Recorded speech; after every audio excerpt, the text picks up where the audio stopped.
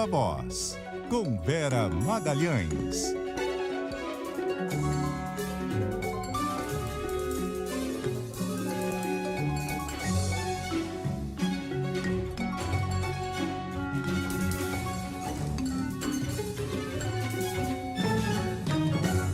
Oi, Vera, boa noite, tudo bom?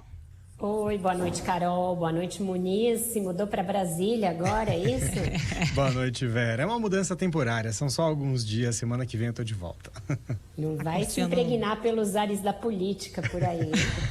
Não, a política aqui a gente só vai acompanhando pelo noticiário, pelas suas análises. Vim acompanhar um outro evento que eu vou mencionar daqui a pouco no CBN Auto Esporte. Política, deixo para quem entende mais. É um caminho sem volta, meu amigo. Aquela mosca azul, depois que pica, já era, né? Tá em Brasília e dando mole. Beber água aí. Ô Vera, falando em política, hoje a gente começa falando sobre política e economia, né? Porque a economia vai dando sinais de melhora. Você até na sua coluna hoje no Globo falava um pouco sobre isso, né? Do descolamento do cenário econômico, que tem notícias positivas, dessa desarticulação política que paralisa o governo em alguns aspectos. Pois é, Carol, eu fico até contente quando a coluna acerta bem no alvo ali dos acontecimentos do dia, porque ao longo do dia de hoje eu falei com vários expoentes aí da área econômica, do governo, enfim, de bancos, economistas, sobre esse ambiente que eu tinha apontado na coluna, que é, ao mesmo tempo que o governo enfrenta muitos problemas de desarticulação política no Congresso, inclusive se não forem resolvidos com riscos para algumas agendas econômicas, a economia vai dando sinal de descolamento e de melhora do cenário por alguns fatores, alguns deles ligados ao governo e outros não. Aqueles ligados ao governo são principalmente os de melhora de expectativa e de boa vontade em relação à equipe econômica. Quando o Fernando Haddad foi nomeado ministro da Fazenda, houve um choque ali e um grande temor de que ele fosse vocalizar uma política mais antiga do PT, mais voltada ao desenvolvimentismo, àquela gastança desenfreada, e ele deu sinais na direção contrária. Ele tem sido até aqui um defensor da responsabilidade fiscal, entregou um arcabouço fiscal que com defeitos aqui e ali foi bem recebido, foi votado rapidamente, deverá ser votado na semana que vem no Senado. Então isso levou uma reversão de avaliação do ministro da Fazenda e do conjunto da equipe econômica no mercado, nos outros agentes econômicos, e acabou levando a que economistas, mercado, empresários, tanto do varejo quanto do setor industrial, acabassem embarcando naquele pedido inicial do governo por queda dos juros. E hoje vieram notícias que corroboram esse ambiente aí de uma certa euforia econômica, né? Ela já vinha sendo mostrada, né, na mudança de patamar de alguns indicadores. Então o PIB está com projeção de uma alta maior do que aquela prevista anteriormente há várias semanas. Muitas assessorias, muitas consultorias, muitos bancos já falam numa alta de mais de 2% nesse ano. Algumas mais eufóricas chegam a projetar que pode chegar perto de 3% se o boom das commodities continuar. A inflação, que era o dado de maior preocupação, está cedendo no longo prazo, está cedendo agora, imediatamente, e principalmente a inflação de alimentos, também ela puxada por essa melhora aí do ciclo de commodities. Então, tudo isso levou a que hoje a agência de risco Standard & Poor's mudasse pela primeira vez desde 2019 a perspectiva do rating do Brasil, de estável para positiva. E isso levou a uma grande euforia no mercado aqui. O dólar fechou em baixa, a bolsa fechou na sua maior alta desde outubro, e também o governo comemorou. O governo está fazendo um pacote com todas essas boas notícias para fazer olha, tá vendo? Tá na hora agora de baixar os juros, o momento é agora, o momento é agora. Só que não deverá ser agora, porque tem aí já a semana que vem, né, o Copom, e nada indica que vai ter uma queda dos juros já na semana que vem. Tem toda essa expectativa, né, de queda dos juros na semana que vem e também em agosto, né, quando tem a segunda, a próxima reunião, né? Agora, hoje veio essa ata do Fed, o Banco Central Americano, indicando que pode retomar a alta do ciclo de juros, né? Talvez isso entorne um pouco esse caldo, essa expectativa, né, Vera? No mercado vinha eufórico, quando veio esse comunicado do Fed chegou a ficar meio preocupado, mas acabou fechando na alta mesmo, porque as notícias no front interno, por hora, estão descoladas dessa expectativa de que o Fed possa retomar o ciclo de alta. Muniz, aqui ninguém vê motivos para que o BC fique nessa posição que ele está defensiva, que é uma posição de manutenção da Selic em 13,75 já há muitos meses. Mas ainda assim o governo tem temor, porque tem sinais ambíguos vindos do Banco Central.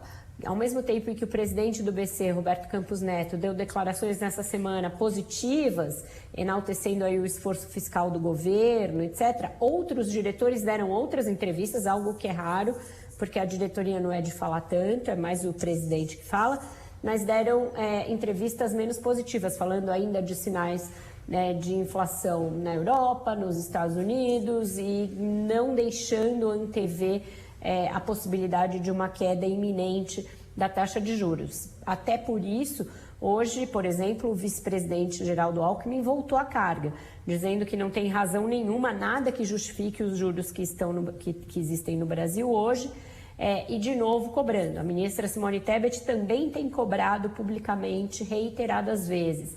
É uma estratégia diferente da do Haddad. O Haddad recolheu um pouco os flaps nesse sentido. Ele vai falar hoje, ele vai bater bumbo com essa melhora do rating do Brasil pela Standard & Poor's. Então pode ser falando que agora, Vera, a gente vai trazer já. Então tá falando agora, mas comemorando isso que o Brasil está retomando o grau de investimento, mas evitou comentar qualquer declaração sobre o Banco Central. Ainda não é grau de investimento, né? Ali tá retomando, estava né? para positivo. Bem gerúndio, né? Grau de investimento é outro patamar, como diria aquela figurinha. Calma, ministro, ainda não chegamos lá. Mas é isso, eles estão eufóricos, eu já tinha falado com integrantes da equipe dele mais cedo, e o clima era esse de euforia. Primeiro vai vir uma notícia boa hoje, fica ligada e tal. E aí quando veio essa bateção de bumbo. Então, a ideia é envelopar tudo isso e criar um clima para que o BC decida. Qual é a dificuldade? É muito raro o BC pegar e sair de uma ata que não faz previsão nenhuma para já baixar os juros. Eles primeiro sinalizam, olha, o gato subiu no telhado. Então, o normal seria que semana que vem viesse um comunicado bonitinho, dizendo, olha, estão fazendo o dever de casa, tudo melhorou. Então, a gente vê perspectivas de mexer nos juros em agosto e aí mexer em agosto. Essa é a tendência que eu colho com mais frequência, mas ainda tenho medo de que o BC persista em ficar só nos 13,75 e não sinalizar nada. Aí vai voltar a haver uma crise grande entre o BC e o governo, e na semana seguinte ao Copom tem a reunião do CMN que vai discutir metas de inflação. Então, a diferença entre chegar nessa reunião com todo mundo falando mais ou menos a mesma língua e chegar todo mundo meio mal-humorado um com o outro, vai vir do tom do comunicado do BC depois da reunião do Copom na semana que vem. Vamos ver se o lobby da Luísa Trajano vai funcionar, né, Vera? Ela disse que já ligou mais de 20 vezes para o Roberto Campos Neto pedindo para reduzir os juros. Se não cair, ela vai continuar ligando, pelo visto. Ela é uma figura. E ela teve hoje com o Lula, teve com o Haddad, com o Geraldo Alckmin.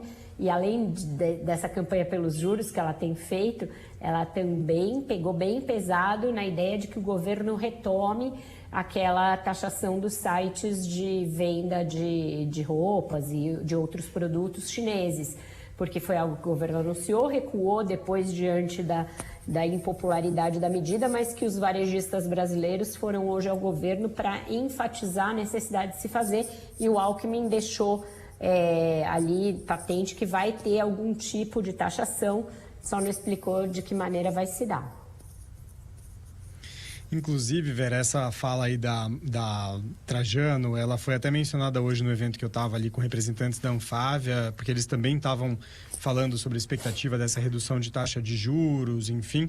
E tem essa questão do programa de subsídio à venda de carros aqui no Brasil, né? Que levou muita gente para as lojas, né? Fecharem negócio.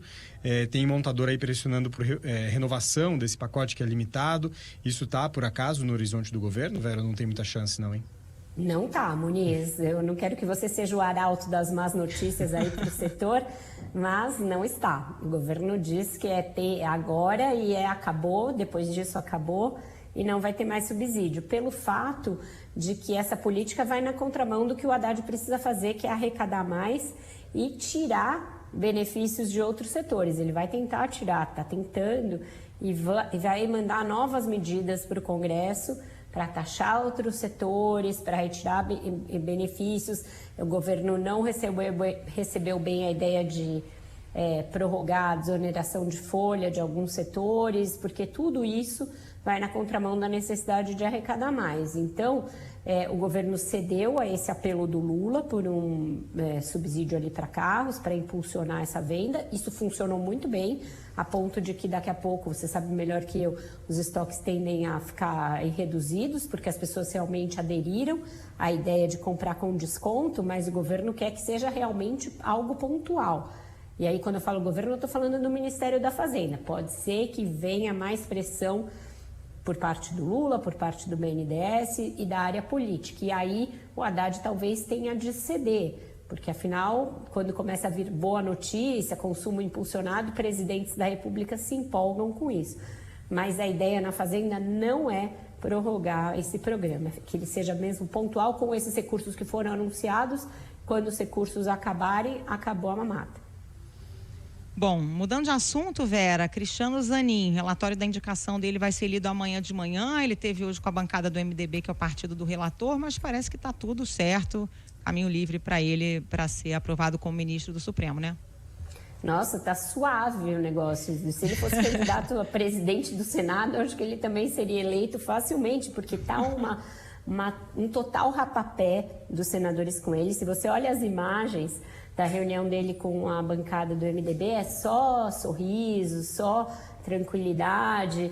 O relatório do senador veneziano Veneziano do Rego, que vai ser lido amanhã, deverá ser pela sua aprovação, não tem nenhuma chance de surpresa aí nesse caso, e mesmo oposicionistas estão preparados para votar a favor da indicação dele, Carol. Então, fazia tempo que eu não via tanta gente falando que vai ser fácil uma aprovação de ministro do Supremo. E olha que esse era um que tinha ali sobre si um grande questionamento pelo fato de ter sido advogado pessoal do presidente Lula, mas isso não está pesando e ele vai ter a aprovação bastante tranquilo. Ele fez um trabalho grande que nem parecia combinar muito com o estilo dele, né? Alguém muito tímido ali, pouco expansivo, não tem uma trajetória de proximidade com políticos. A aproximação dele com a política veio mais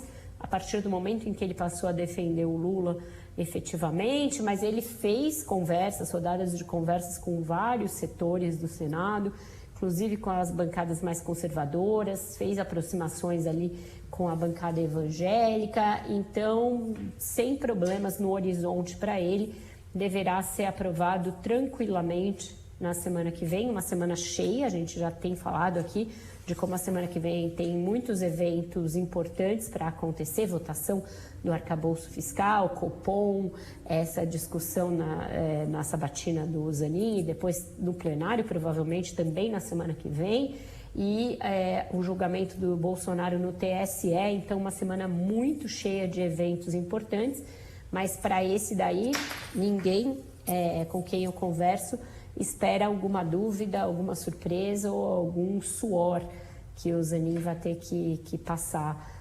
Vai ser longa, porque tem muita gente para sabatiná-lo, mas longa no sentido suave, sem muita confrontação. Você mencionou, né, Vera, essa expectativa pelo julgamento do Bolsonaro no TSE, que está aí no radar, está na agenda, que pode inclusive tornar ele inelegível, né? Essa é a grande questão. Agora, começaram a surgir aí outras punições pela Justiça de São Paulo, que agora bloqueou recursos na conta dele, né? Será que essas decisões que acabam pesando no bolso vão pesar mais aí? Olha, essas daí pesam bastante, viu, Muniz? Porque eu acho que não tem recurso do PL que chegue para pagar, porque a conta do negacionismo está chegando também agora, né? Já chegou a conta do golpismo, na forma desse julgamento da semana que vem, que pode tornar o Bolsonaro inelegível, quando ele francamente operou contra o sistema brasileiro de votação eletrônica, usando o Palácio para isso, usando o seu cargo, reunindo embaixadores, o julgamento da semana que vem. Depois eu falo um pouquinho sobre o clima para esse julgamento, porque hoje eu também conversei com muita gente a esse respeito, mas a conta do negacionismo na pandemia também vai chegando e agora pesando no bolso. Essas multas que ele vinha se negando a pagar, ele recebeu sucessivas multas por afrontar a lei paulista que mandava o uso de máscara no auge da pandemia ali, e ele sempre ignorou qualquer medida sanitária, recebia as multas e não pagava, e agora a Justiça mais cedo tinha declarado ali, decidido pelo bloqueio de 87 mil nas contas e nos investimentos do ex-presidente para pagar multas referentes a isso, e agora o Tribunal de Justiça elevou o sarrafo desse bloqueio para 370 mil reais. Então, cabe recurso, sempre vai poder recorrer e tal, mas esse bloqueio ele tende a ser imediato e aí depois o ex-presidente recorre. É o fato de não só se negar a usar a máscara e a cumprir outras medidas sanitárias, mas se negar a pagar as multas quando elas são aplicadas, né? Ou seja, o cidadão normal tem que cumprir tanto as medidas sanitárias quanto pagar as multas quando você recebe uma multa de trânsito, uma multa de qualquer natureza. Mas o Bolsonaro se achava acima da lei em todos os aspectos, tanto para uma coisa quanto para outra, mas agora a conta chega na forma de um bloqueio, uma coisa compulsória para que ele tenha de pagar aquilo que deve. Em relação clima para esse julgamento, isso. Isso que eu ia perguntar, clima para o julgamento no TSE.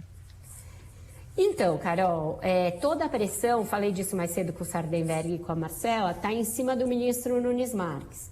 Eu tinha conversado com alguns players aí desse caso, ministros do TSE, assessores dos tribunais que acompanham esse caso, e tinha uma grande dúvida a respeito do que o ministro Nunes Marques vai fazer. Ele não antecipou para ninguém.